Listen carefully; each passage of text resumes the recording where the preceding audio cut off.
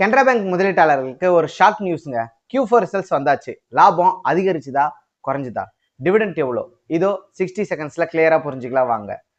இந்த Q4ல வங்கியோட நிகர லாபம் 4506 கோடியா குறைஞ்சிருக்கு. இது கடந்த ஆண்டை விட 10% சரிவுங்க.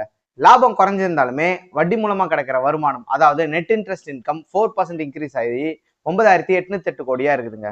ஒரு பாசிட்டிவான விஷயம் என்ன அப்படின்னு பாத்தீங்கன்னா, வங்கியோட வாராக்கடன், அதாவது என்பிஏ பெருமளவு இதுல குறைஞ்சிருக்கு அப்படின்னு நம்ம சொல்லலாம். இவங்க கிராஸ் என்பிஏ 1.84 இருக்கு.